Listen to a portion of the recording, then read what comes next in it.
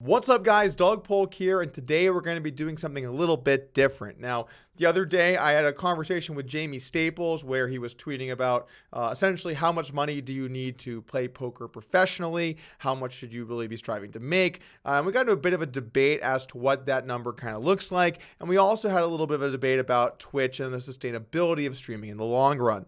So rather than continuing to battle it out over on Twitter, we decided to have a call and get our thoughts out and debate what our opinions were. So it's going to be a little bit more of a podcast style feel to it. It's a conversation I had with Jaime about these topics. Hope you guys enjoy it. I'm here today with Doug Polk, and I reached out on Twitter and I was like, maybe we should have a conversation about this because a little bit of drama kicked off today on a couple topics. So I figured we should talk it through. Present our sides. It was an interesting morning. I didn't, things that I normally argue about on Twitter are things like rake, the classics. But no, it was a little bit different today. We actually have a couple subjects I think we want to discuss.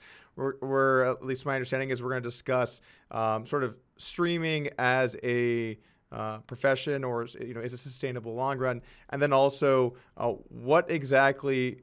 I guess really, how much exactly do you need to be making to be a poker professional? And also sort of a caveat to that is, what is the definition of success when it comes to playing poker? I'm not putting words in your mouth. Let me lay down the premise here, okay? Let me talk about the tweet that went out. So there's two tweets, and I'm going to start with sort of the one that we've been arguing with most, which is I put out a tweet saying, been thinking about the old advice threads on 2+2 poker forums where regular poker players were ridiculed by others wanting to turn pro for anything less than $100,000 a year. Why is the 100K the benchmark for making it? And then I sort of go through my reasons as to why I don't think that's particularly a useful benchmark. And then I talk about my own experience a little bit. Now, you on Twitter have said that you think 100K is a reasonable benchmark and what you should shoot for to turn pro as a poker player. So, right, yeah. So to me, like, the first thing that my mind jumps to and why I take issue with your stance on that is, let's just take a look at the world as a whole, man. How many people earn $100,000 a year? Like, what percentage of the population? It's got to be like very small, right? Like 0.4% of the entire population of the world, maybe something like that. Are making 100K a year? Yeah. No, it's got to be more than that, right? No, I don't think so. So, like, in America, what percentage of people are making over that? Like, something like 10%? 8%? Well, we should look this up, shouldn't we? Well, I mean, I'm just guessing here. I think there's less than 1% of America that makes over 100K a year. Oh, you're way wrong. If we're talking joint family income, like, yes, but like individual, I think it's less than 1%. Well, I mean, just let's think about it like this, right? Like, how much do doctors make? Quite a bit. Like more than 100K, but they're also not the benchmark of what is acceptable or what you should shoot for in a society, right? If I had to guess, Jaime, I would say, and I'm just guessing here, I would say approximately 8% of America makes over 100K, roughly. 8%. I would say it's around 1%. I think it's around 1%. The audience will obviously be able to tell in the re-airing of this, right. But that's beside the point, right? To me, when I hear you say that, it really frustrates me because I feel like there is so much of the world that doesn't aspire to hit that level of success, and they're not wrong for not setting themselves up for that life. I think me and you, I see a lot of similarities in what we're shooting for in terms of like the level of success we'd want. So perhaps our blueprint is very similar, and I'm not taking issue with how you're approaching it for your life. But I am taking issue when you tell other people that's how they should go for it. Doesn't make sense to me.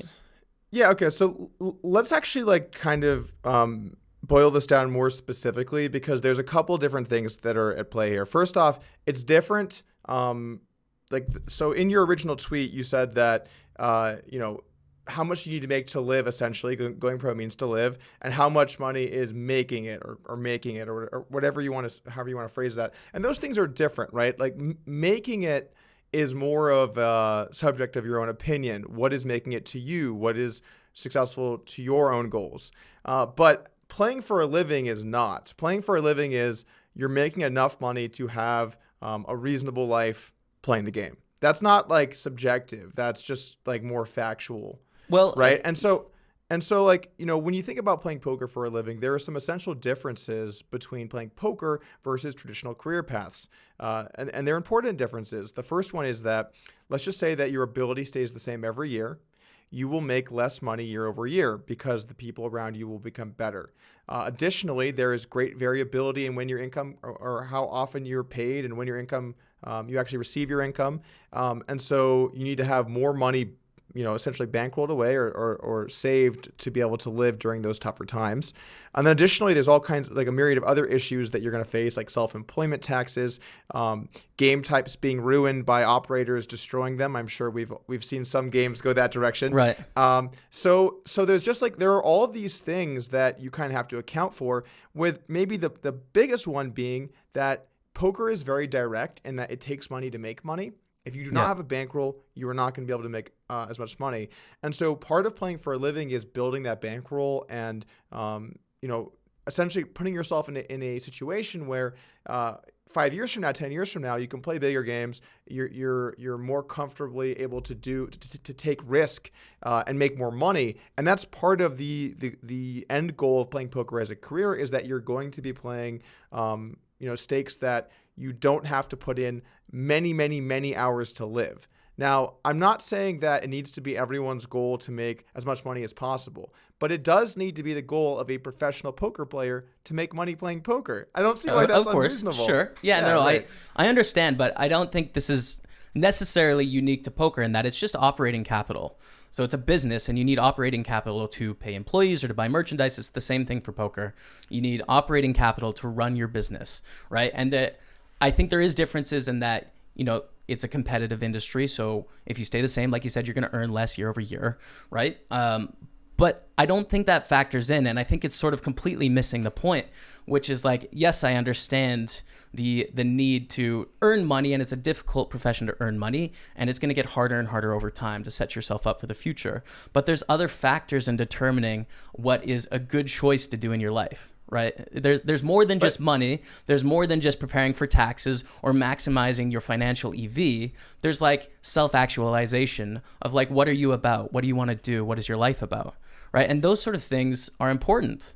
Like they're not irrelevant. And there is a scenario where you're going to make $30,000 less a year, but you're going to pursue this path because it's important to you. And that sort of negates the premise of you need X amount of dollars because it's different for different people. You're shifting the question, though, because the question is, how much do you need to make to have a career, like essentially to play poker for a living, right? To make poker your career. The question is not how much money do you need to make or what stakes do you need to be playing to find fulfillment. Those are different, right? Like if you want to play poker for a living, you're going to have to do a lot of very responsible, disciplined things that you don't have to do in traditional jobs. You're going to have to set up your own retirement accounts. You're going to have your own health insurance. You're going to have to spend money on these things that are expensive in America. This is very American, by the way, which I find ironic in that we're talking about the relativity of your statements and you're giving me American reasons as to how to play poker when I'm a Canadian living in England. I know you're a Canadian. I know you're a Canadian, but I'm going to go out on a limb and assume that being an American applies to more poker players than being a Canadian. It's probably a safe. Yeah, you guys have the edge in population. Congratulations. Thank you. Yeah, thank you. No, that was. But anyway, I guess my main point is like when you're going to 2+2, because the thread you found was on 2+2, right? Yeah, some old threads like from back in the day, back in the heyday, the glory days. You're going onto an American forum amongst primarily Americans discussing how much money you need to make for a living, and then say, oh, in rural Canada, you don't need that. Like, I mean, it's such an American assumption to assume that it's primarily Americans that you're speaking to. It's a very global site, right? And like when you compose tweets, it's not just to Americans. Like it's hitting like tens of thousands of people that don't live in America, that don't have to pay for their healthcare, and therefore like that recommendation isn't relevant to them. So I think there's two things here. Like the most important thing is that the income you're going to need to be responsible in your life to realize your goals is relative. So like 100,000 might be correct in the Bay Area of California, given sort of what's important to you in your life, which is probably security around your health and like, spending for your future. It's going to be very different in Romania, right? So like obviously. But again, the currency they're using in this discussion is U.S. dollars on a American-founded forum. So like we have to at least like you can't just be like, right, but what if you're Romanian? Like, okay, well if you're Romanian, then it's different. Well then, but why do you phrase your comments as this is the advice for all of you when a bunch of those people don't fall into your metric? That's like what really frustrates me when I see you respond to these things, is that it's very specific, and I would argue your 100,000 doesn't apply to the mass majority of people that are reading your tweet. Well, so we're getting a little bit more specific into like the demographics of my audience and things like that. Right. I think like typically, as you know, I'm sure you have similar numbers to this. Like I'm the biggest portion of my audience is American. And then after that, it's Canada, UK, Australia, Germany. It's all first world countries. So we're really looking at first world countries specifically here. I mean, that's probably over 95% of my audience. And then sort of within that, we're also looking at the category of people who are playing for a living. So we're going to be looking at the primary places that people live and play poker, which are California, Las Vegas, Florida, at least within the U.S. There's a lot of places, people in those areas. Within Canada, we're probably looking at like Toronto, Vancouver. We're probably looking at cities like that.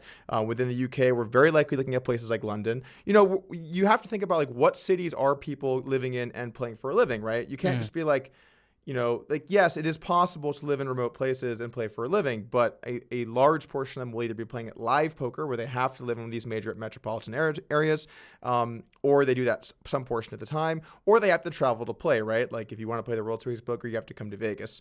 So I guess, like, I'm kind of looking at it from a more practical standpoint of, like, where is the audience based? Where will they be playing for a living in terms of location? What does that look like?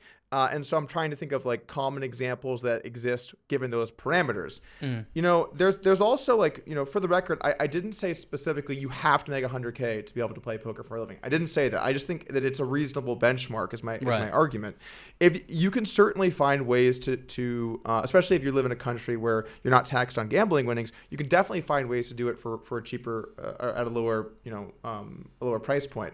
Right. But like when I think about like kind of the way that the math breaks down, I took like a sample, like what $100,000 actually looks like if you live in somewhere like California. You know, it's going to be like $100,000 income, $23,000 goes to taxes. We have 77.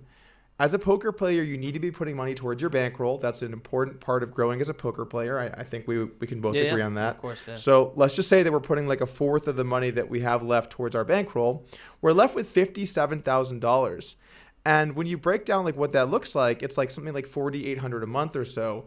That is not a ton of money for someone that needs to be doing a lot of things. They need to be paying for where they live. They need to be paying for all of their food. They need to be paying for any business expenses they might incur. They need to be paying for travel to be able to play events. They need to be able to put money, save money for the future for their retirement. They need to be paying for all of their insurance. They need to be paying for their health insurance. What if something goes wrong? What if their car breaks? What if they need an attorney for something? What if, you know, so there's like some issue in their family and they can't work for a while? Like, you know, there's like so many things that we have to account for, and we're doing it out of 4,800, which is not a small number. I'm not saying that's like you can't live off that. You definitely can.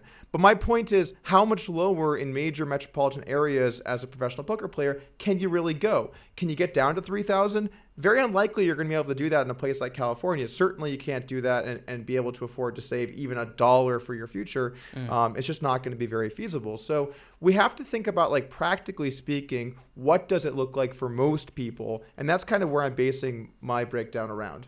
Right. So I think, like, if I'm to look at your situation and even to look at my situation of what my goals are in poker and what I'm striving to achieve of like long-term financial health, like all these things are just bullet point, you know, the standard bullet points for what you should be doing. You know, emergency fund, investing for your future, your retirement, your healthcare, although I have that covered up here. But I mean, like, these are basic, right? But then you look at that $4,800 figure after tax, and that puts you in such an elite point of the population. Like, there's such a small percentage of the world that has that much disposable income. So it comes across to me, you know, being in a privileged position such as yourself, where I don't have to worry about those things in the short term, but it's just like so much of our audience is going to hear that and be like, I don't have 4,800 disposable dollars, and I am living my most plus EV life, working the best possible job I could work, right? Like, right, but so why does that make poker on a pedestal of I shouldn't try with poker? Poker, you need all of this extra money, but in this career, you don't, right? You don't, because you don't need it. Because most people that are considering career options at sort of like low to mid or even above average but not high salary type careers, there's no risk. Like, that's a big difference. We're talking about gambling as a career. That should not be treated the same as, you have like a specific skill set where people will always hire you. Right. That's not the case here. Like it is up on a pedestal in that it is much riskier. It's not for everyone. In fact, I believe in my heart that 99% of the world could never be a professional poker player when you think about all of the things you have to have together. You have to be great at strategy. You have to be great at studying. You have to be great at money management. You have to be great at so many different things. And if one of those things is wrong, your career is not going to get off the ground or you're going to fail. So it is different. And that's like, that's just the reality of the situation. It comes to being self-employed. It comes with careers that you have to risk capital very frequently, and you can lose it through extended periods of time. It's gonna come with careers like that. Like, this is not the same as I'm trying to think of like a good like middle of the road career. I can't think of anything off the top of my head, but accountant. Sure, an accountant. Although accountants probably do pretty well. I would say it's probably above average. Yeah. So, right. But like if you're an accountant, guess what? In 30 years, people are going to be doing taxes, right? That's not going anywhere. So, and your skill set's is not something that in 2 years you're behind the accounting curve now. Like, it's not going to be like that. You learn these basic things, and it's going to be with you for forever. So, I think that, I guess, like, again, I'm coming from this from a practical, like, what is a responsible amount of money to go professional in poker with? And that's relative, bro. That is relative. Sure, it's a relative. Responsible amount of money is relative. So when you tweet it out to all of your followers on Twitter, over 100,000, you have to understand that relative figure is not going to apply to the mass majority of people that are reading your tweet. And it comes across to me as just like, why is he telling everyone they need 100,000? That's ridiculous. This guy probably needs 30,000. To play poker professionally in major metropolitan areas, you do need to be making close to that for a long-term successful career in poker. I'm shooting it straight, bro. Assuming your goals are X, here. Y, and Z, right? No, which are Doug Polk's goals in these situations, right? That's there's not going to true. be differing variables in terms of how much healthcare security you need in your life. Some people are going to want to need this amount of coverage because they need that security in their life, and some people are going to be a little bit more risky and invest less in their healthcare insurance in the U.S. I'm assuming, right? I've had a good conversation with Bill Perkins about this. At the end of your life, there's just going to be some things you can't pay for, where it's like $6 million a year, and you shouldn't be saving and getting yourself health insurance for $6 million a year of coverage. You're just going to die in a year. Like, you take that risk. So right, that's an example of healthcare coverage being relative to your goals of what's important to you, how secure do you want to be, right? Totally true. But I also think that most people are going to want to have healthcare, especially if they can't afford the risk that they take on for like, dude, I don't think you understand how bad some of the healthcare stuff in the US is. It is so abysmal. Like, plans, even the most basic plans are several $100s a month. Yeah. And even with that, your deductible, like, I have the most basic health insurance, and I'm still paying like $400 a month. And it's still like, if I go to the hospital for something, I went for something like a year ago or so, and I got billed $10,000. You know what I'm saying? Yeah, like this is like a real thing in America. So like, I'm not saying that you have to have health insurance. I think it is a more plus EV option to not have it. But most people, they have families or they have like other people that rely on them, and they can't just take the risk of them just like YOLO, just gonna fucking die, and right. Then like they leave their family. Like, most people can't do that or aren't gonna do that. So like, my tweet was not every single person, no matter what your situation is, need to be making $100K a year or you cannot play for a living. But what I am saying is, for most people, you do need to be making that, particularly in major metropolitan areas. Also, I think, Jamie, this is what I think. I think most people should not try and go pro. That's a fundamental difference, I think, here. I think you're embracing the individual and stuff. Yeah. I think that it is not a good idea for most people to try and become a professional poker player. I think if their goals are similar to yours, I would agree with that. And I'm making an assumption here, and because I think a lot of people get into poker because they want to become rich.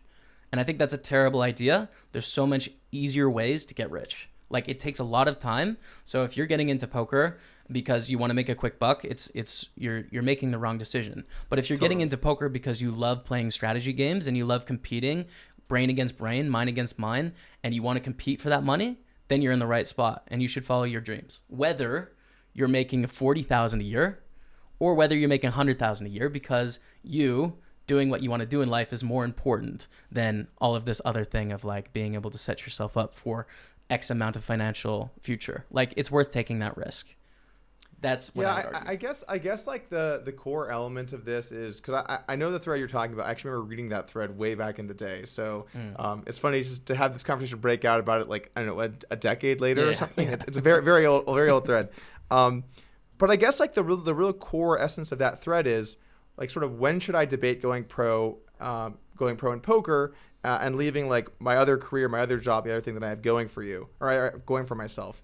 And I think the answer needs to be a much higher figure than a traditional job because of the risks associated with it. We agree. And we agree. Okay. So like, and you keep saying like over and over again, like, your goals. Like, I'm not talking about my goals. My goals are nowhere near this. Like, these are not even close to where my goals are. But, so it's like, you know what I'm saying? Like if it's funny that you keep phrasing it like that, because I'm not talking about my goals. I'm talking about like what your goals on average as a professional poker player, what they should be. I'm talking about the average professional poker player's goals should be about $100,000 a year. That should be something I'm arguing your assumption that that's people's goals is so far off base. Like, we're talking Bill Gates on Ellen here guessing the price of toothpaste tubes. Like, oh, that's $37. Like, man, this is a testament to your success in life. You've crushed it. But like, people are not on the same level of like, here's what I need to feel secure and to feel safe and to live a successful life. Like, it's just not close to me. And that's my main tipping point here. I agree. You need more money. It's riskier, but like, 100,000 is not the benchmark for the majority of people. All right. So I will say this. If you're fine with taking a lot of risk in your personal life and doing something that could completely backfire and leave you in a horrible situation, I think your approach makes some sense. Okay. Right? Because if you're willing to put it all on the line, and like, if you fail, whatevs, man, you're in debt gambling, that's fine. Whoa. Where'd you get in debt? I didn't say go in debt to gamble, bro. I didn't say that, Doug. Well, what are you going to do when you have no money? Go back to school. Get a dead-end job and go back to school. You've seen rounders, right? Drive the truck around and get your life started again. Like, what is the risk here, Doug? What is the risk, right? Like, you fail, you lose some years, and then you go on and do whatever you're going to do.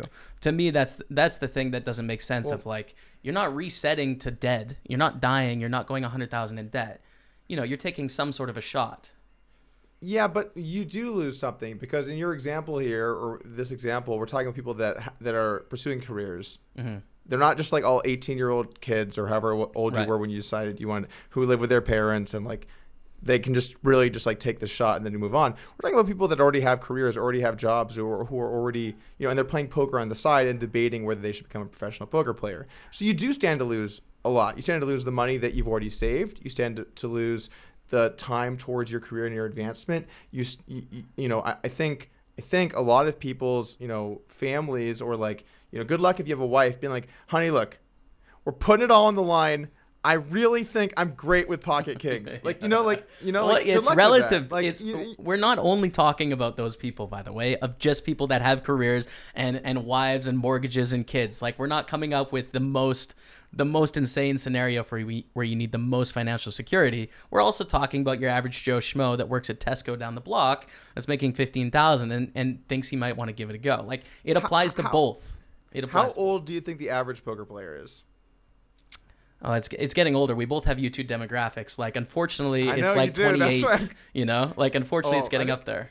I think it's actually higher than that. I think mine's like early 30s or like mid 30s. Yeah. It's pretty old. Yeah. And what age do you think most people get married at or have kids at, or like 30? Okay, so 30 for women, and then for men like 33, 34 probably. So it's pretty reasonable to assume that like half-ish of the audience are people that are married or have kids. Yes, but they're not the same ones that are asking if they should go pro. How do you know that? Now you're making assumptions. I am making an assumption, but I think it's a reasonable assumption that on average it's going to skew towards people that don't have roots in a career or roots in a wife or fiance or whatever. Here's my take. I think that you feel offended because your career did not start with that, right? It started with a different path. Mm-hmm. And so you feel that you need to stick up for people that want to go on a different path. But your path is not an option for most people. Most people can't, you tweeted this, so I'm sure it's fine to say, but sure. Most people can't afford or have the opportunity to just take a shot in poker for, 1, 2, 3 years, however many years it was, living at your mom's while they pay for everything while you try and build your bankroll. Most people don't have that luxury, right? And so I'm coming at this more from like an angle of people that have to be self-sufficient immediately.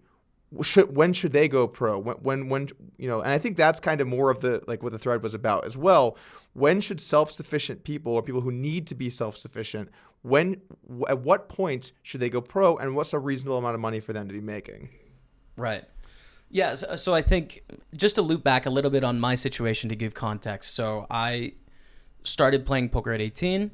I quit my job when I had a $700 bankroll, lived at home, didn't have to pay for any food, didn't pay for any rent. My parents paid my cell phone bill embarrassingly late. Like, they stopped it like 2 years ago, bro. Like, I've been living cell phone free for life, man. So that was like my safety net. And I understand that's not a privilege that everyone has. So I was able to go to school and sort of just like, I don't know, whatever, go to school 3 days a week, skip a bunch of classes, try and pass, and then play poker on the side. So basically, like, I was playing poker full time. That was my only source of income. I made probably on average $15K a year. And like, that's clearly not sustainable for the mass majority of the world to live off $15K a year being a poker professional. But I had that safety net, and that's like a privilege. And I totally understand that that's not possible for most people. But I think there is differing scenarios that are going to occur here. And it doesn't have to have a threshold of like, here's when you're a legitimate professional, right? I think that idea is ridiculous. So I'm not personally offended. Like, I've done okay in my career through a very unconventional path. And like, I'm not fragile about that. Like, I'm okay with what I've done. I'm proud of what I've done, right? And it's something that people tilt about a lot, No. I mean, what you've done is great. Like, I think like building an audience and kind of being one of the first guys that was really on that sort of like wave. Mm-hmm. I think that was a great decision, and you've done well building that. I don't think that it has to be one size fit all, but your career was more based around really content than it was you playing poker, right? Like, at the end of the day, like, if you had been straight just playing poker, you wouldn't be where you are today, or at least it seems unlikely to me you'd be where you are today. Would you agree with that? Yeah, well, I think, time is obviously a big factor. So I think, I have some of the skill sets that would allow me to be successful in just purely poker. But like, my time investment would have gone all towards studying and playing as opposed to creating content, which very well, like how much of a time sink that is, Could have gone, actually in retrospect, maybe it would have gone better. So yeah, that's a good point. I think really what we're taking issue with here is your statements to me. I agree with a lot of them for a specific subset of people, and I think they make sense. But I'm just taking issue with you putting them out into the world as if they describe even like a small percentage of the people reading them, because it has so much variability. For starters, you started this thread. I didn't put this out into the world. I responded to your thread. So let's just a little bit of quantifying that. Okay. And then second off, I also didn't say that in my responses it has to be everyone. If you live in places with especially low cost of living and you don't have to pay tax on your income, it could be a much lower number. So I totally agree with that. But I'm talking about, like, practically speaking, professional poker players who are living in like areas that are going to be common for these people to live in that have a lot of poker. It just isn't realistic for you to say to people that want to play professionally, like, just live somewhere where you don't have this many money every month and like build up your bankroll. Like, that's not realistic. Like, most people aren't in that situation. Like, the majority of people have to pay things month to month. and there are direct trade-offs, or there are direct trade-offs on choosing to play poker over doing other career paths. So, you know what this reminds me of, Doug? It's really tilting. Full Tilt Poker Academy. Remember those videos that you could watch on Full Tilt where you would complete the challenges and like they would give you something? Yeah. Kinda. Rules, you know, like the rules they'd give you of if you have 10 big blinds, you can only shove or fold, right? Like this is a very overarching, like here's a decent rule for you, but then when you get more into the game, there's nuance. And that's really what we're taking issue with here. So I think like it's a reasonable rule, but it's tilting me that for a lot of people it just doesn't. It doesn't apply. So like, would you say that you think that it's like not a good basic guideline for how much money you should be making to be a professional poker player? Because I really do think it is. I think it's too high for most people. So because what's your number then? Because you have a number, obviously. Right. Well, so then it depends on so many things, Doug. Like it really depends on what is your goal in life. What are you trying to do? Right? Like yeah, dude, that's we're the all most important beautiful, thing. man. We're all beautiful, but like what's the number, right? Like there's a rough guideline. Is your goal money or is your goal like success? Right? In poker. Are you trying to become really good at poker or are you trying to make the most money? Just give me one of those and then we can work with it. Be similar. But let's just say if someone asked you, Jaime, I'm considering becoming a professional poker player. What is a good amount of money for me to be making a year so that I can play poker as a long-term career? What would you tell that person? I would start by asking them some questions. So the first question I'd ask, if you had to pick a number, come on here. That's the main. Bro, I'm not going to throw out a loosey-goosey number. I'd be giving bad advice. I don't want to give bad advice. I'd ask a question. I'm a Twitch streamer. You got to create conversation, Doug. You know it. So I would ask them, what do you want to do with poker? Do you want to make money or do you want to be the best? And if they said, I want to make money, I would be like, well, you need a shit ton then, because it's really hard to make money in poker. You have to be really good. So I would start with like, I would get rich first and then figure it out and then go on with your career path. So more than 100,000 if your goal is just purely money.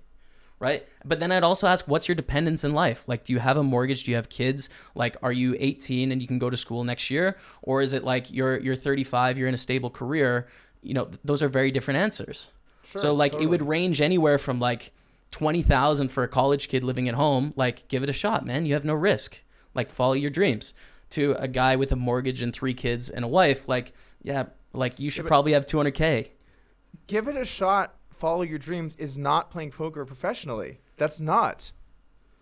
These are different things. Like saying to someone like, okay, just do this risky thing and try and live your dream. Right. Does not make it a career. It doesn't.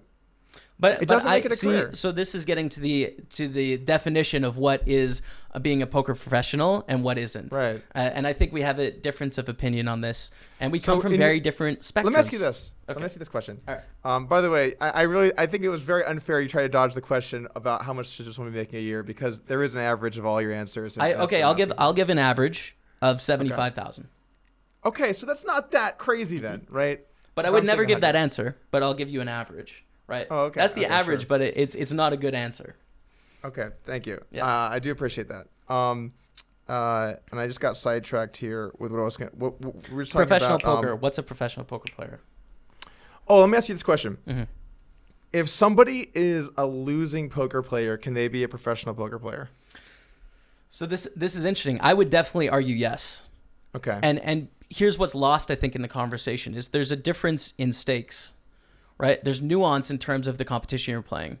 So let's take, for example, some low-hanging fruit, because he plays the best of the best all the time, would be Gus Hansen, right? Gus Hansen was a guy that really struggled at the highest stakes and lost money. But if Gus Hansen played, $100 tournament, he would mop the floor of a lot of the opponents, But he was always playing the very best.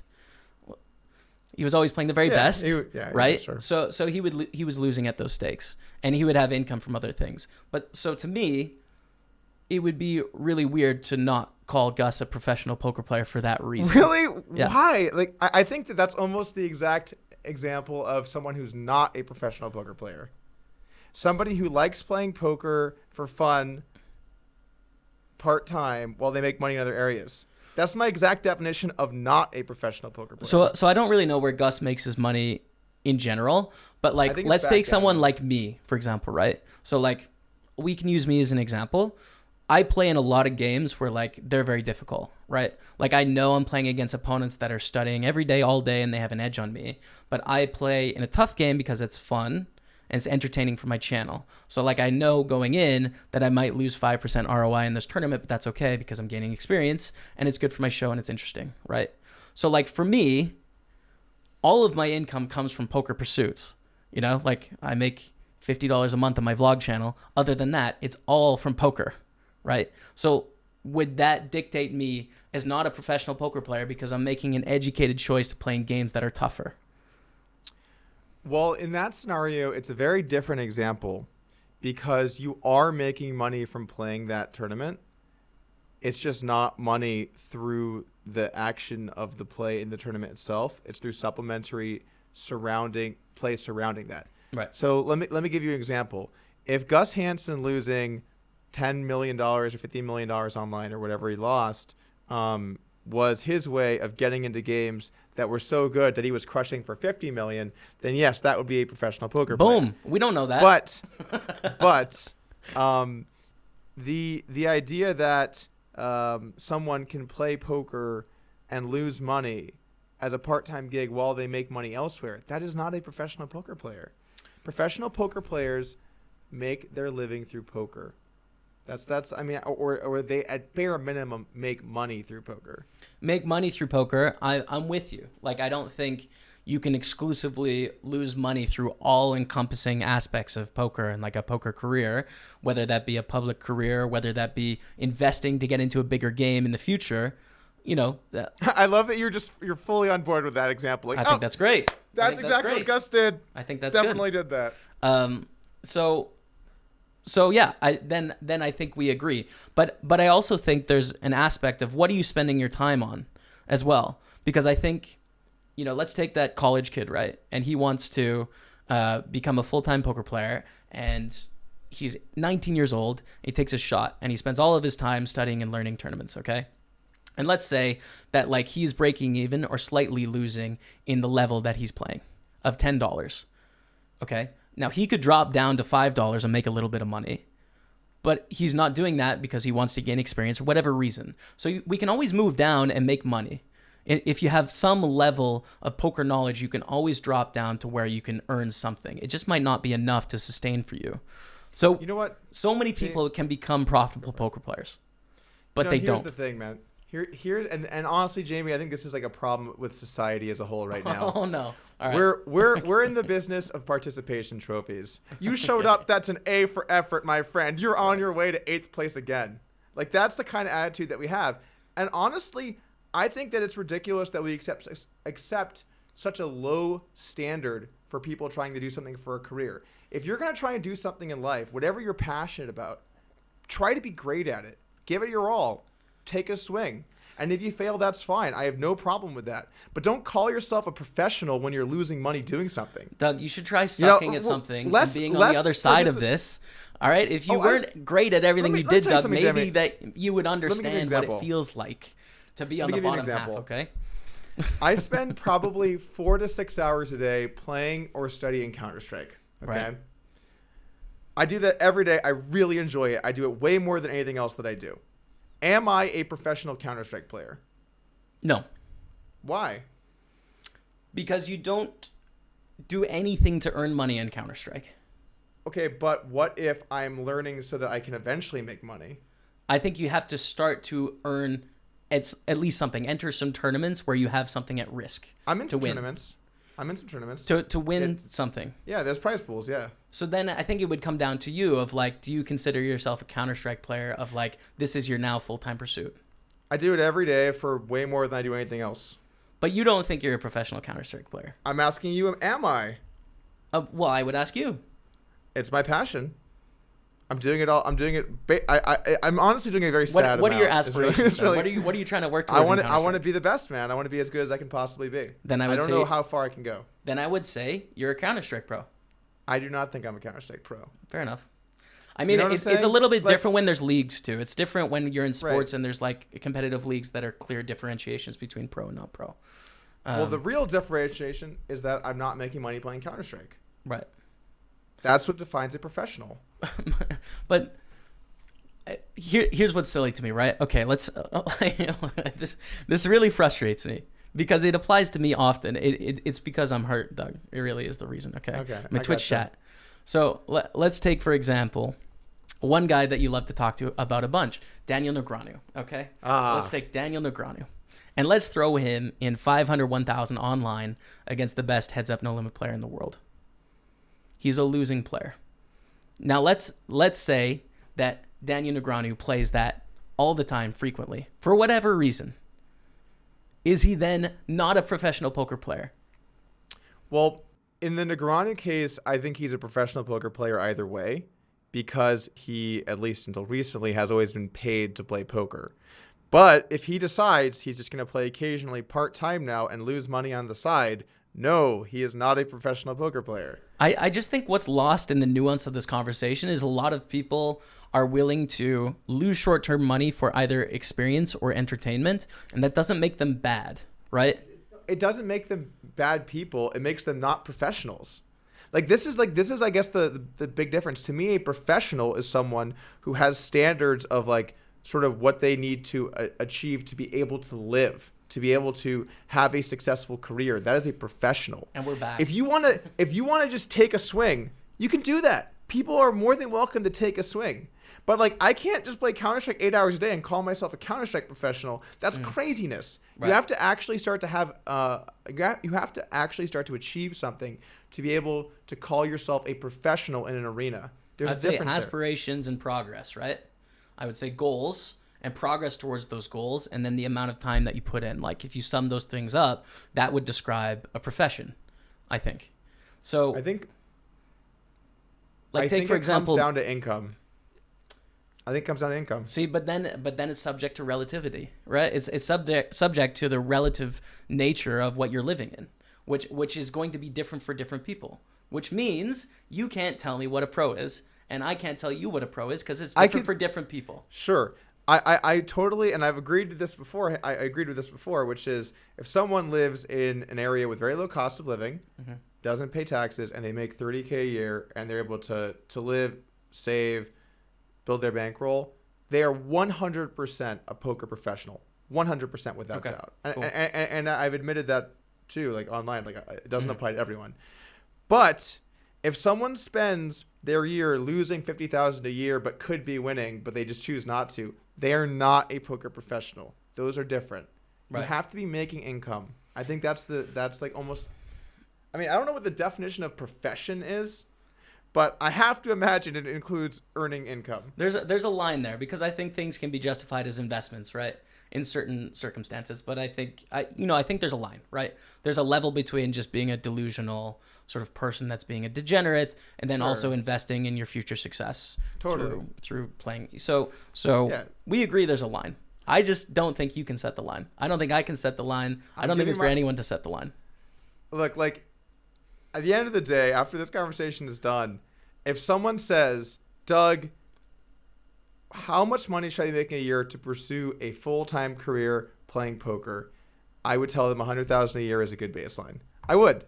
And if there are factors that make it much lower for you, that's fine. And I could see a lot of factors where it's much higher than that, where you need to be making more than that. That's fine too. But as a good rule of thumb, something in that vicinity makes the most sense for the most people that this is going to apply to. So can I just ask you this? Because it's low-hanging fruit. It's low-hanging fruit, right? How many people that are poker professionals today or all time had $100,000 when they went pro and or had expectation of earning $100,000 when they turned pro? Because I know you didn't, and I know I didn't, and I don't know a single person that did. Maybe one. Maria Konnikova, the Stars pro that was a writer for the New York Times and stuff. Maybe her. I don't know her situation, but it's so rare. I've almost never seen it. I went pro with the expectations of making $100,000 a year. Now, I didn't have anything close to that. But what about when you were earning $50K a year? Were you not a pro yet?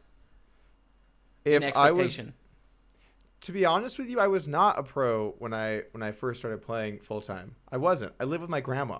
Yeah. Is that a pro? No, it's not a pro. So where was the line in your mind, Doug, as to expectation ticked over the six-figure mark. Boom.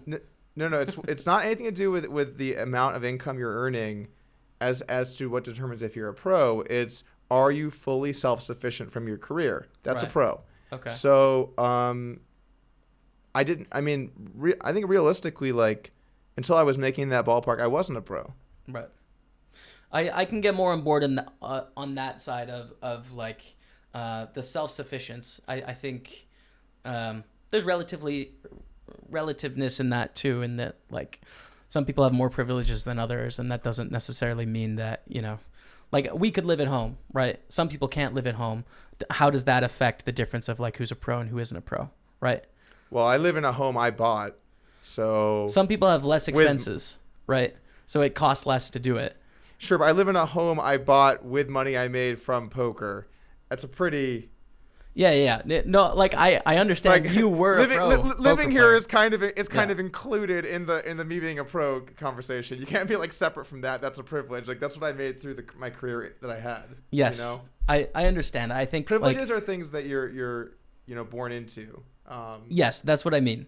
Right. Okay. Like you could move from California to like Russia, and you could be a pro with much less skill set, but you're the same human being. So there's some weirdness there in terms of like circumstance and privilege and all that. But I think we're relatively close on that, and we beat this to death. So I think let's talk about the second subject. Okay. Second subject I think is pretty interesting as well. So my take is that I don't think streaming as a career is a sustainable career. Mm-hmm. I don't think it's sustainable. Mm-hmm. And then there was a clip that I tweeted where I talked about it a bit. And really, like, when I say I don't think streaming is sustainable, was talking about it from the sort of the perspective of streaming as a career. And I'm really more specifically talking about streaming poker as a career, because I think that there is a huge difference that streamers in other games don't really understand about poker, which is, you're playing a game for money. And so if you start to play bad, you lose money because of that. And so you have to always have mental clarity to be making consistently good decisions, which is extremely hard. I have like unbelievable amounts of respect for people that can consistently stream poker and also play poker well. That's such a hard thing to do. Oh, thanks, Doug. I appreciate that, man. That's you're welcome. You're welcome. That's awesome. And then I also think that the dynamic of it has to be delayed creates this like kind of like awkward dynamic with the audience that's sort of hard to overcome as well.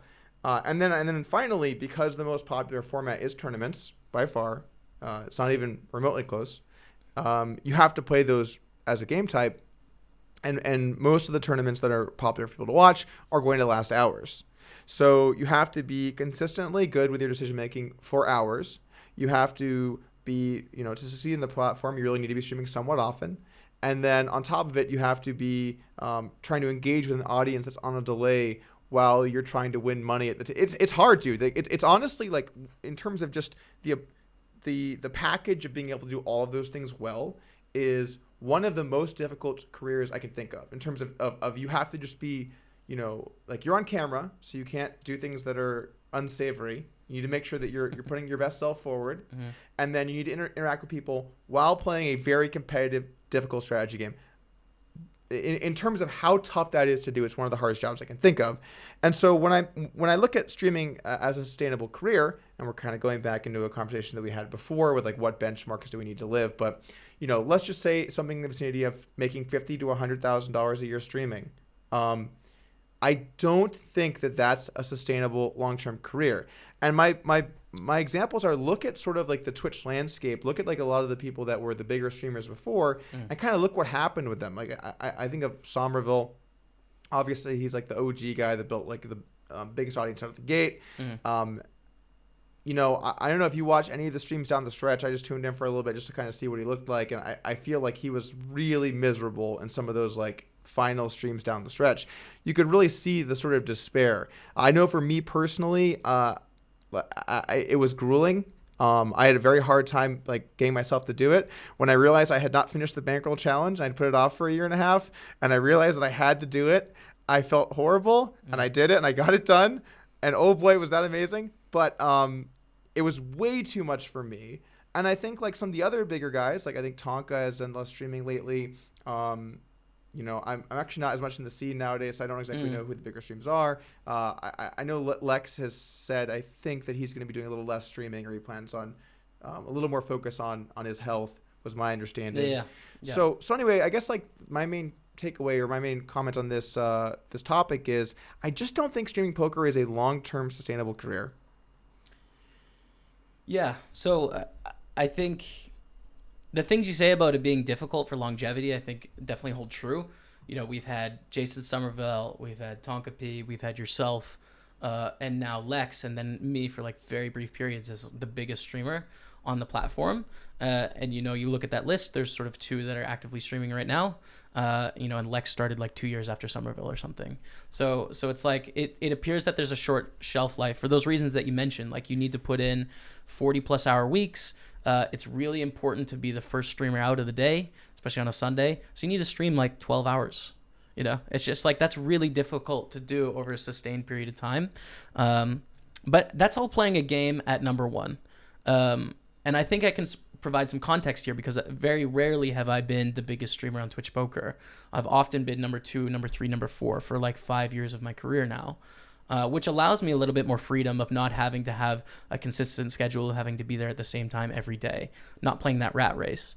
But I have earned a sustainable living, where I've made enough money not having to be on the hamster wheel, so to speak. So I think it's difficult, but I don't think it's a necessity to be successcable in life.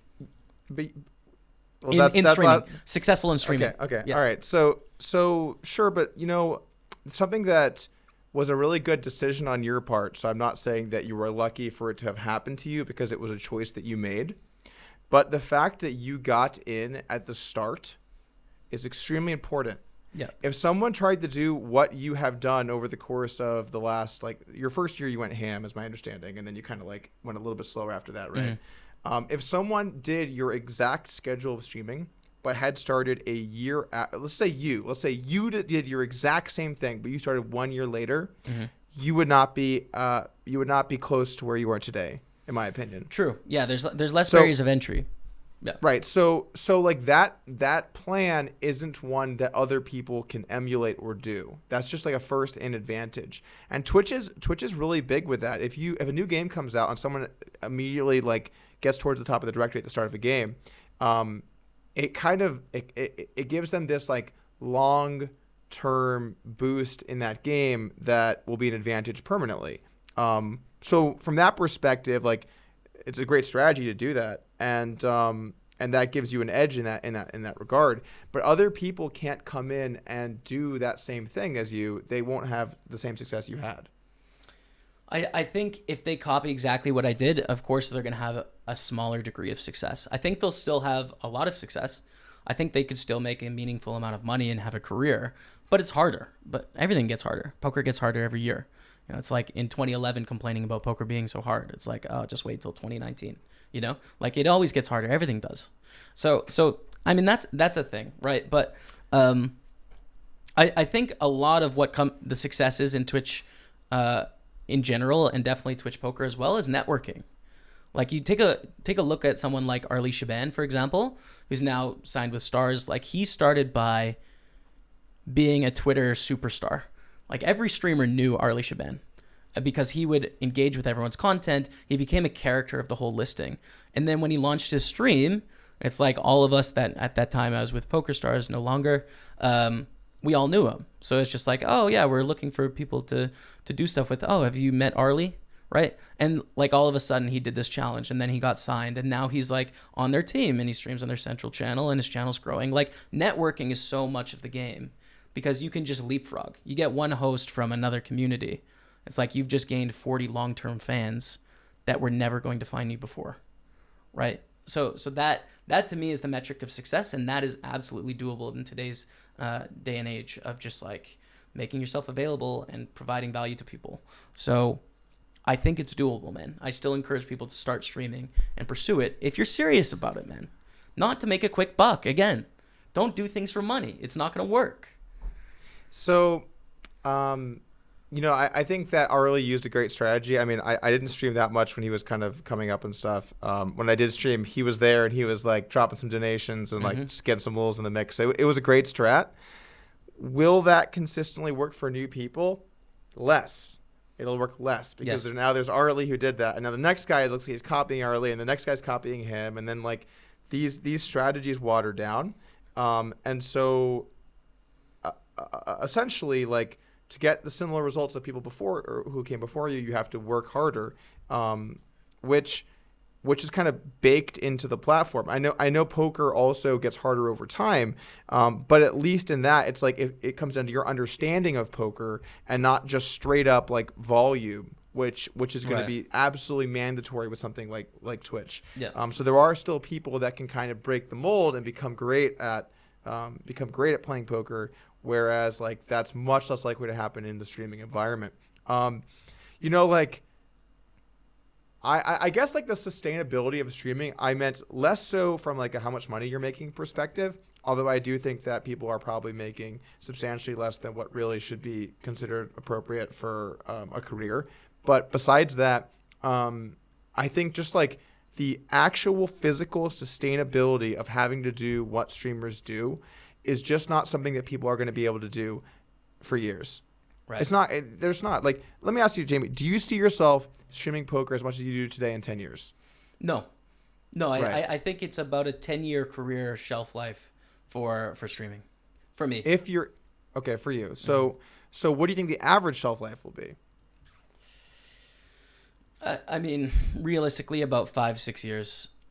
Do you think the average streamer is going to be? I think it's going to be like if they're a full-time streamer, I don't know. It's tough to say. I'm not trying to big myself up here, but like I think it's difficult and people burn out, for sure. So yeah, I think a lot of people will give up. Maybe that's too high. Let's say 4 years.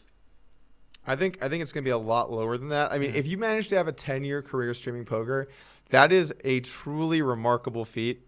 I can't imagine, like, honestly. Do you think there's going to be more than just you who streams poker for 10 years? I think it could be just you. I wouldn't be surprised if Lex did as well, particularly. I could see Lex and maybe Spraggy too, because Lex seems to be downscaling in a very sustainable way for his life, where he is taking time off when he needs time off, and he's big enough where he has enough scale where he doesn't have to hammer streams every single day to be successful. So he has a great level of sustainability, I think, for his channel. But I think it's pretty rare, yeah. How many people streamed year one you streamed? Or sorry, let me rephrase that. What year did you first start streaming? Almost 5 years ago. Like two weeks from now, 5 years ago. Okay. Yeah, it was just me and Jason. Yeah, there's no one sort of that was streaming at that time that's still around streaming, at least at any volume. Like some people had channels and they'll pop off streams once a month or something, but... What about the next year? Anyone from that era still online? Spraggy was actually during the beginning, but he took like a year off in the middle there, I think, or so. But not many. No. You see what I'm saying? It falls off so sharply because because of the difficulty. But you do get some things out of this. It's different than poker in that you get skill sets in both games, and I think the skill sets are very valuable.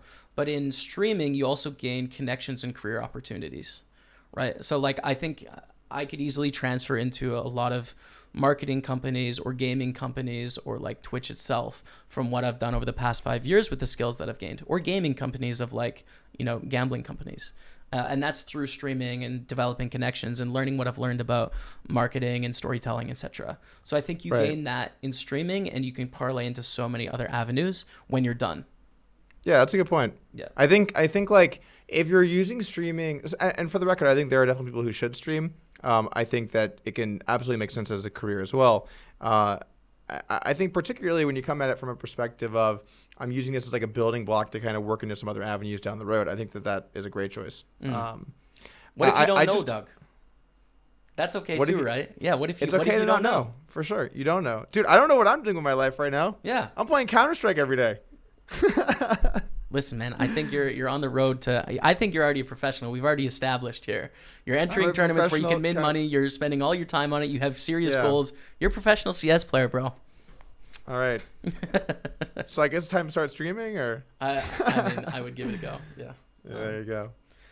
Anyway, I guess I guess the main thing that I'm with streaming, my only real point is like people just take for granted how difficult it is and how much burnout there is, and like how trapped you feel when you're streaming on tournaments. Like I felt so trapped when, like, I remember this one day I think it was during like a scoop or a W coop or something, and I had just streamed the day before for 12 hours and I made day 2, and it was like I was like, this is just the worst thing that's ever happened to me, because like I was so run down, I was just like exhausted, and I had to come back for like a small stack day 2 and like grind for 5 more hours, and like there are other tournaments going, should I play those? And I registered one and I already regretted it, and I'm sitting there trapped, a prisoner. Yeah. And I just like, I can't do this anymore, man. It's just too hard. It's so difficult to do. It really is. It's so difficult to do. That is a feeling that happens. I remember playing the $8 rebuy. I talk about this with my brother Matt all the time, who's also a streamer, Matt Staples, and like we banter about this all the time. It's so great having a brother that's a streamer as well, because we can talk to each other about things like this. I played the $8 rebuy cubed like 5 years ago on Stars at the time, and it was a 9-hour tournament, and I busted everything early. But I had a rule at that time that if I had tables, I was streaming. I never shut down my stream until I was done all of my tournaments. So I one-tabled this tournament for 6 hours to victory. Like on a Sunday, dude. The most painful thing, like you don't want to talk about strategy of other hands in the 8 rebuy. You just want to shut off your brain, and you can't. Yeah. You're not allowed with streaming. You can't do it. No, that's actually hilarious. There's like, it's like the streamer's curse. You always crush the hardest in your lowest stakes tournament. Yeah. Always. Yeah. If you got a stack early, it's in your smallest tournament like 9 out of 10 times. Yeah.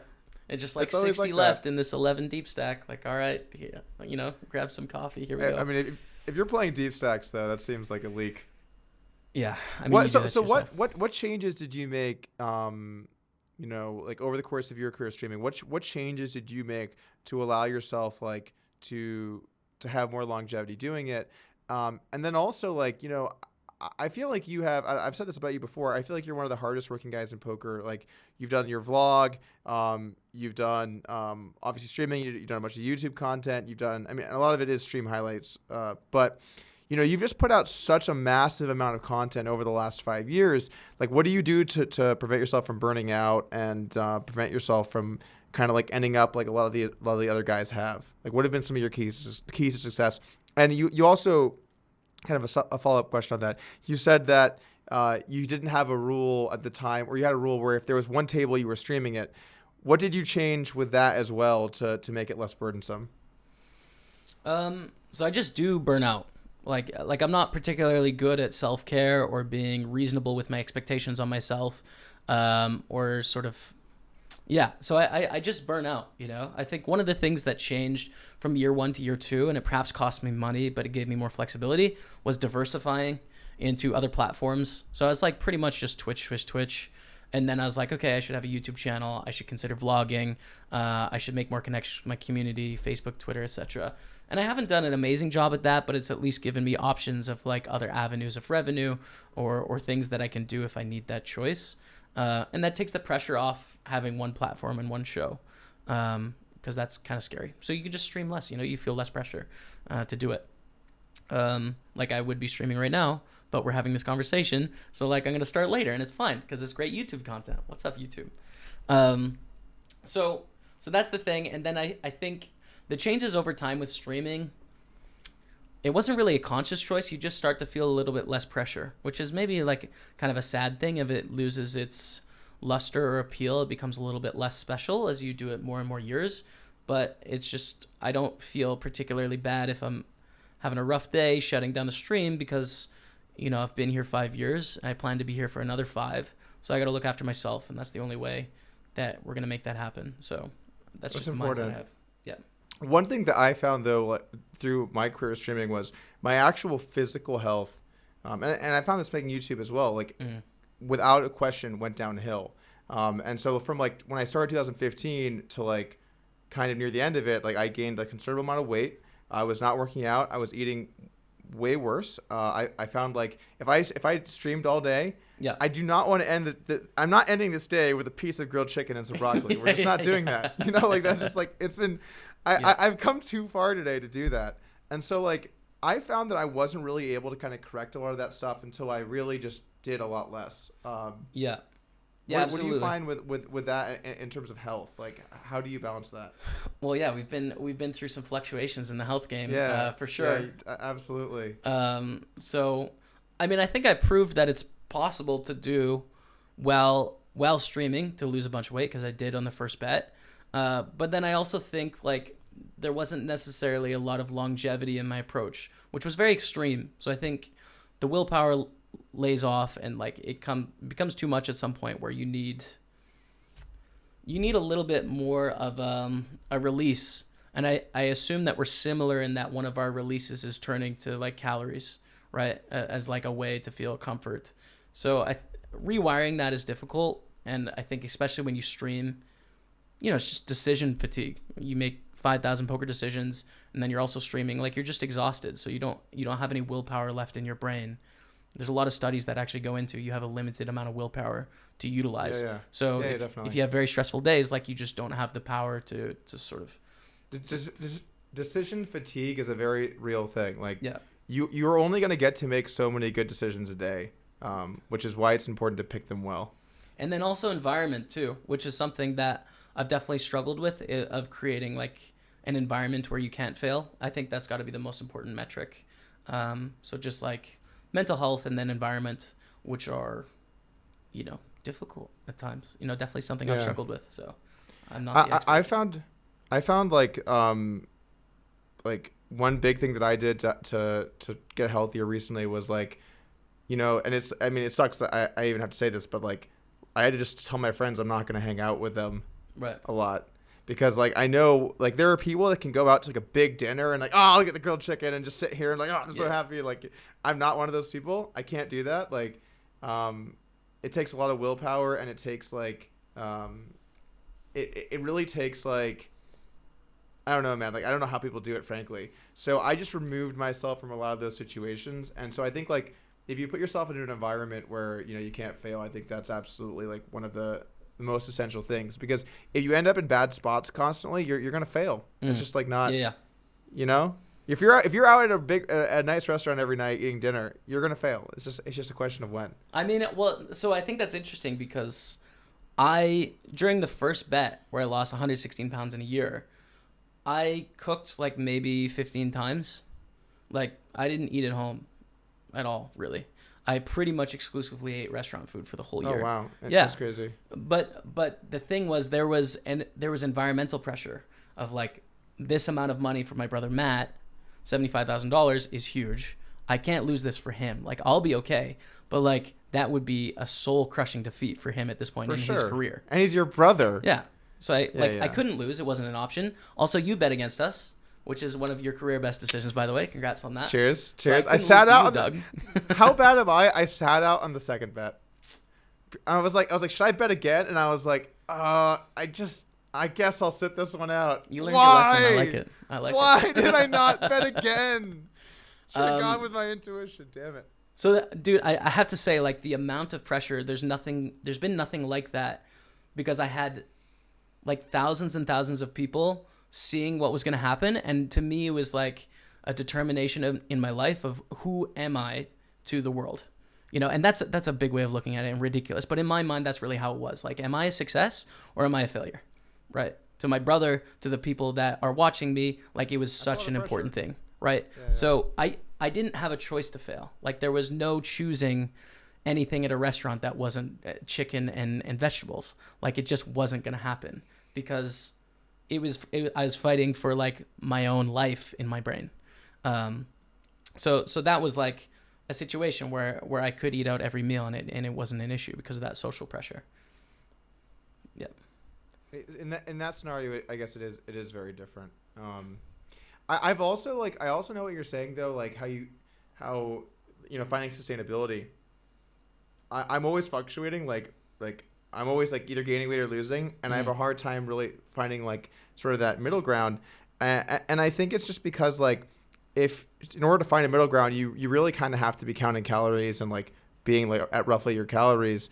And that process makes you want to go under it, right? Because like if you're tracking every single thing, you're not like, I'm going to track and do all this work for nothing and break even. You tend to go under, you know what I'm saying? And then when you stop, you're like, we're eating good tonight, you know, like whatever it is, you know? And so it's like, you have like all these really good days and then you have these really bad days. And so like, at least for me, I don't have like a ton of like break even days. And that just seems like a very difficult thing, a really difficult thing to maintain. I've been like focusing on this as like one of my main things over the last year and a half or so. And like trying to find that balance is difficult. Yeah. I mean, I'm curious what your thoughts are on this, because I've spent a lot of my life trying to figure out what it is that has caused me to struggle with my weight my whole life. And it kind of comes down to like an awareness. And when you're deploying awareness and like mental capacity to the problem consistently, you know, but that is not like a natural way of living. The natural way is not putting any effort into it. So for whatever reason, it's a hurdle, or it takes willpower to deploy effort. So I don't know. Do you have that experience? Do you feel like that when you have an off day, you're just like, oh, I'm not going to worry about it. You know, you just don't think about it. I think like a lot of it just kind of comes up to like, you know, how you ate and lived when you were younger, and like what sort of built in as like the natural processes for you and the way you operate and how you eat and how you look at food. And, you know, like the way that I was raised, I was not really told that there was any correlation with what you ate and how fat you got. Right. Which is ridiculous, which is totally ridiculous, and you say it and it just sounds ridiculous saying that. But I really was not told that. Like it was like food you use to like, you know, live, and then your weight, and it's like this magical, like they're two separate things. But the reality was like I just was always eating way too much food. And so I was like habitually overweight. I remember like in middle school, I remember in like seventh grade, I was the second fattest kid in my grade, and you're always knowing you're the second fattest because you're like, yes, like I am not number one. Anyway, so like I always struggled with that stuff, and then I got older and I started to realize like, oh, the amount of food that I eat matters. And I honestly like I didn't even really know about calories, that like impact they have until like a year or two ago. And so like yeah, like it is hard because you're like, in order to succeed in losing weight or even breaking even, you have to completely change like your internal, like the way that you would naturally operate in terms of diet to something different.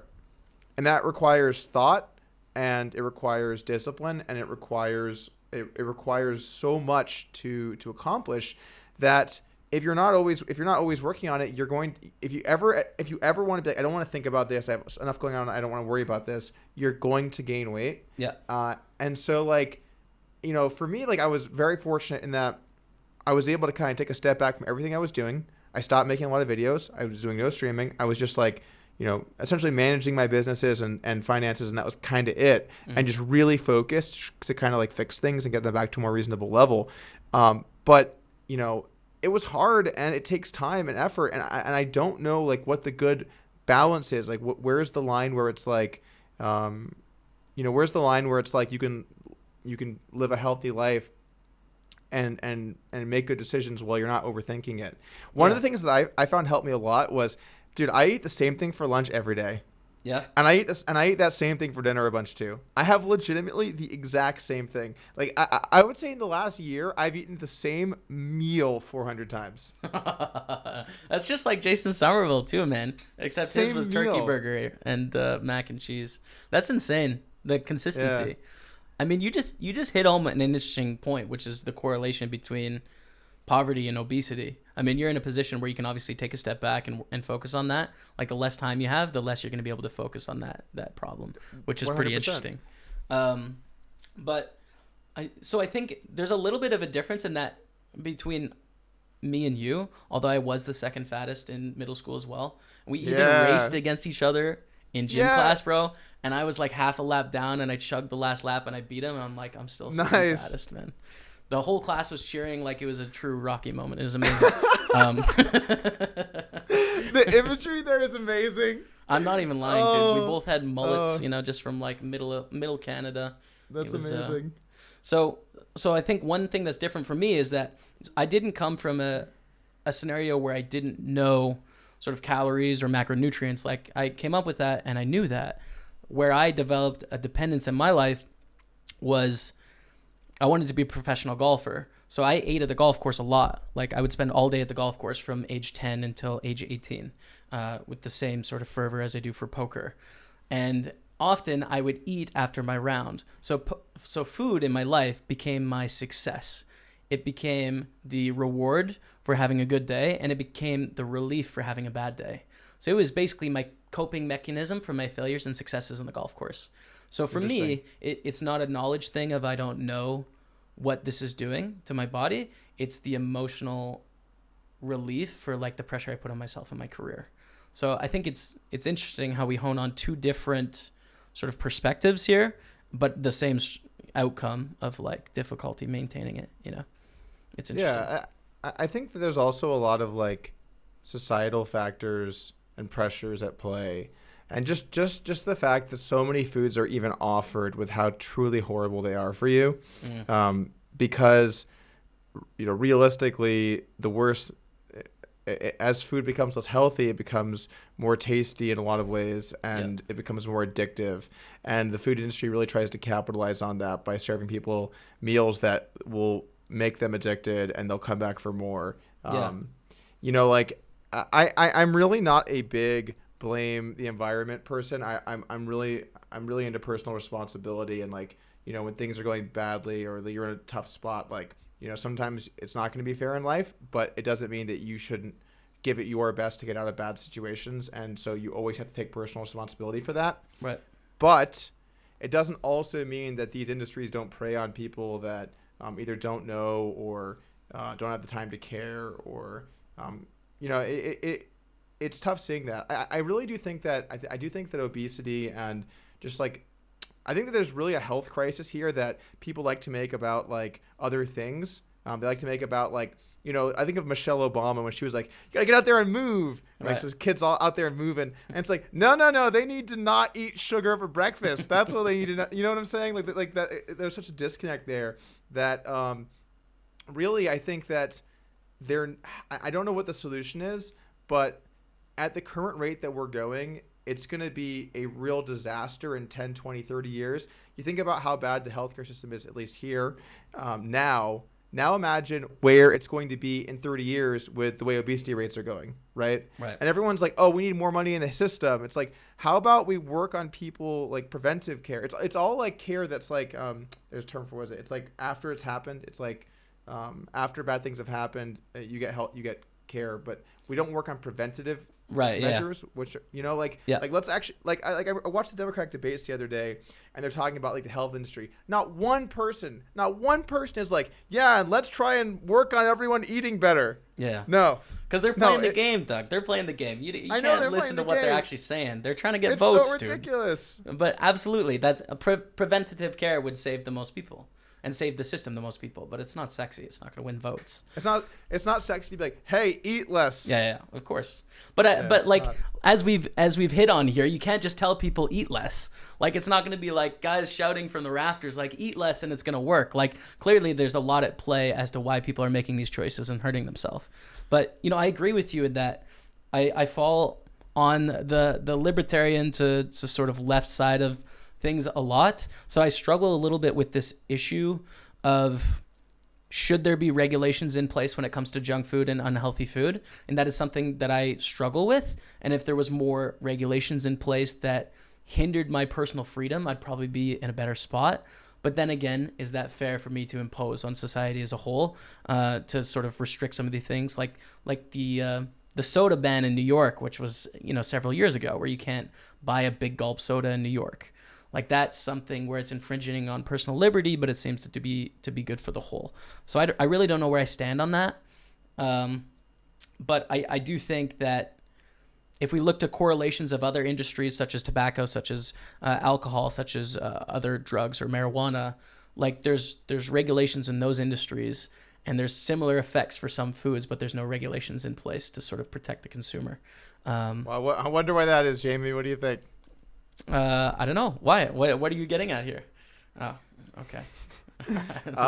Yeah, I guess like in my heart, I feel like there shouldn't be regulations on these things because like I do think that there needs to be personal responsibility, and at the end of the day, like, you know, if you're someone that's going to fall victim to like some of these traps, like I think that a lot of those people are going to have issues sort of no matter what.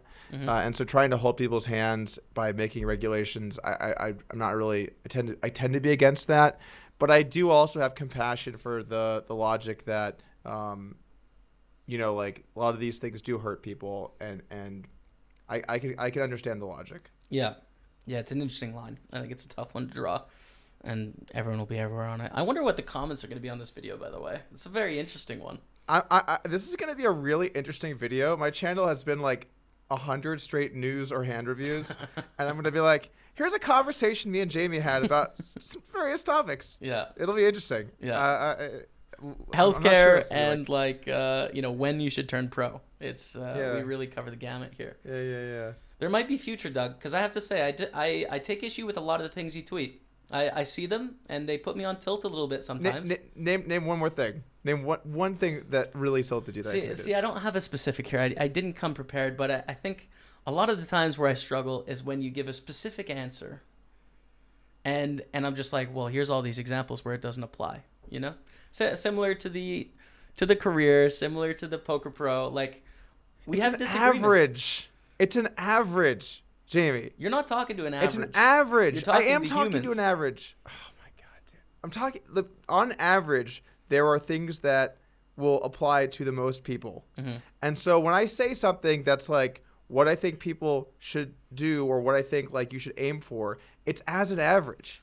Imagine if that was our approach in all industries. Imagine if the healthcare industry was just like, okay, we're going to tweet things out on average as to what you should do without any discussions about the modualities or the specifics that you should change or adjust. Like that would be a disaster. People would be dying all over the place, right? Like I think it'd be better than it is now. Okay, Doug. Okay.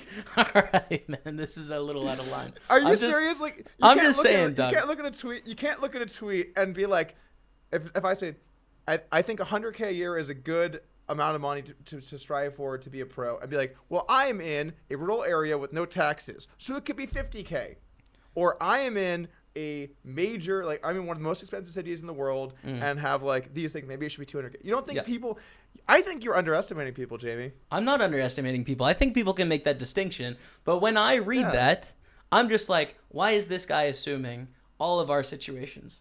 Why is he thinking he knows so much that he can tell all of us how to be, because he doesn't know this or this or this or this or the context. That's what I see when I see it, Doug. And the reason I brought this up and I was poking, is because there might be future here. We disagree on a lot of things, but there might be a future in being able to debate some of these things in the poker industry, etc. I see promise. That's all. There's certainly room for debate, that's for sure. Yeah. But I'll tell you what, I'm not here to hold their hands. I'm here to tell them what I really think and try to help them. And if you want someone to give you a pat in the back and an 8th place trophy, you can head over and talk to Jamie, because it's not going to be me. Don't drag me into American politics, Doug. Okay, we all know who you're symbolizing and who I'm symbolizing here on the political spectrum. That's all I'm going to say. This has been fun. This has been enjoyable, and I don't know what happens from here. No, but seriously, Doug, thanks for taking the time and talking about it. I think it was interesting. And until the next Twitter argument.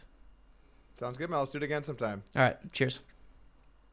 I thought that was a pretty interesting conversation to have, and I hope you guys enjoyed it. If you did, make sure to hit that thumbs up button, and I'll see you guys again soon.